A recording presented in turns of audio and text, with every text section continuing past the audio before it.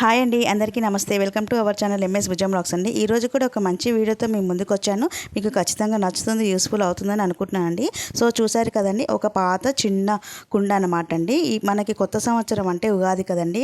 ఉగాది పచ్చడి చేయడానికి ఖచ్చితంగా ఒక చిన్న కుండ అనేది కొనుక్కుంటాము. ఈ పాత కుండను అనేది పాడేయకుండా, పక్కన పెట్టకుండా ఈ విధంగా యూస్ చేసుకోండి. రెడ్ కలర్ పెయింట్ అనేది వేసాను, వైట్ కలర్ తోటి ఇలాగైతే ఇంకా గొలుసు ముగ్గు అనేది వేస్తున్నాను అనమాట అండి. కొంచెం లావుగా పడిందనమాట. వేసేటప్పుడు బాగా తలనొప్పి అనేది వచ్చింది, లేకపోతే సన్నగా నీట్గా వేసుంటే బాగుండేది. మీరైతే చక్కగా నీట్గా వేయండి.